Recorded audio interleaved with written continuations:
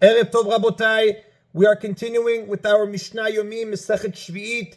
We are up to Perek Hey Mishnah Zayin. Today's Mishnah should be Le'ilui Nishmat, Neria Ben Tzvelana, Aranbai, Menuchato Began Eden, Amen.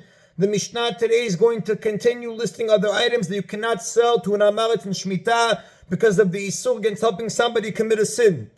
Hayotzer Mocher Chamesh Kadeshemen V'Chamesh Esrei Kadeyayin. A potter can sell up to 5 empty jugs of oil and 15 empty jugs of wine to an Amaretz, Sheken Darko Le'avim Min Hefker, because that is the amount of wine or oil that one would typically bring home from ownerless property. Meaning, the Chachamim estimated that when picking from ownerless property, a person would not take more than the amount of olives that can produce 5 jugfuls of oil and the amount of grapes that would produce 15 jugfuls of wine. The only way for him to exceed these amounts would be to harvest produce from a field close to the public, which is asur. And the Rav and the Tverat Yisrael and the Parshim, they explain, since anybody can take Shemitah produce from private fields, many people compete with each other for the produce on each field. Therefore, nobody can obtain such an excessive amount unless he commits the sin of taking the produce from fields whose owners prevent the public from entering. Therefore, in order to avoid helping somebody sin, a person cannot sell more than 5 oil jugs and 15 wine jugs to somebody who cannot be trusted to observe the laws of Shemitah. The Rab says we don't have to be concerned that the Amaretz is going to use all 20 jugs for oil or all 20 jugs for wine, because oil jugs and wine jugs are made from different materials and they're not interchangeable. They cannot be used for the other kind. But if the buyer brought home more than this, meaning he brought home more than the amount of produce that would fill 5 oil jugs and 15 wine jugs, you are allowed to sell him the number of jugs that he needs. Why? After he has already collected such a large amount of produce, we do not suspect him of doing so illegally. And the Tosfot Yom Tov and the Mefarshim explain that before an Amaretz goes to take Shemitah produce, the halacha is that we are afraid that he might take some produce unlawfully from closed fields, and therefore you cannot sell him too many jugs because you're assisting him. But after he already brought the produce home, the large amount, we do not suspect him of having done so against the halacha, especially if he says he didn't break the halacha, and therefore at this point you could sell him as many jugs as he wants. A person can sell more than 5 oil jugs and 15 wine jugs to non-Jews in Eretz Yisrael. We're not afraid that they're going to resell them to a Jewish Amaretz.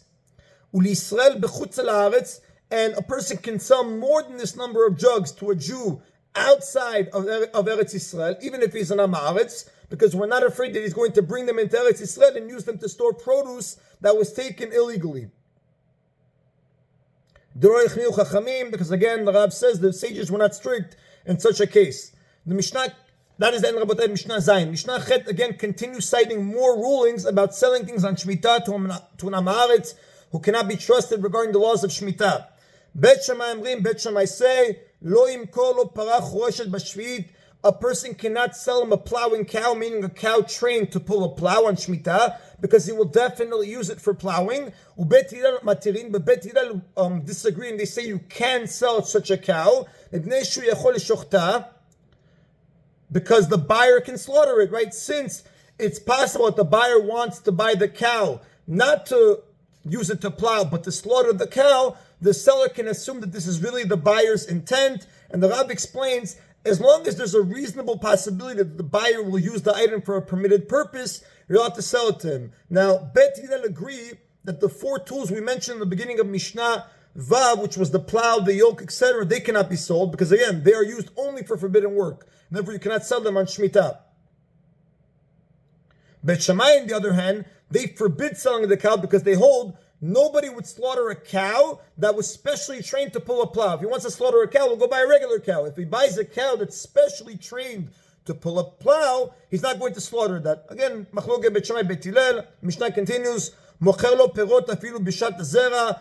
A person can sell the Amaretz produce even during the planting season, because instead of planting the produce which is asur, he might eat it. Again, since there's plausible reason that he could use it for something mutar, even Bet Shammai in this case would agree with this ruling. Why? Because again, it's possible the buyer will eat the produce. Unlike the case where we just set up the cow trained for plowing, which Bet Shammai said nobody's going to slaughter a trained cow. Here there's a reasonable possibility he's going to use the produce to eat.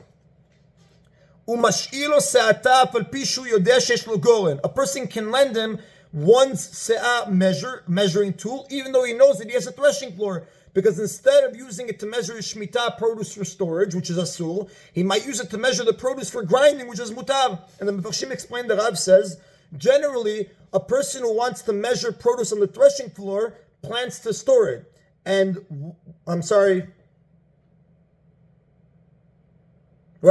A person who measures produce on the threshing floor plans to store it. But somebody who measures produce in his house, he intends to eat it. So the Mishnah says, even though the buyer has a threshing floor, not necessarily he's going to use the measuring cup for the purpose of knowing how much to store, which is asur. Instead, he might use the cup in order to know how much he is grinding, which is mutar.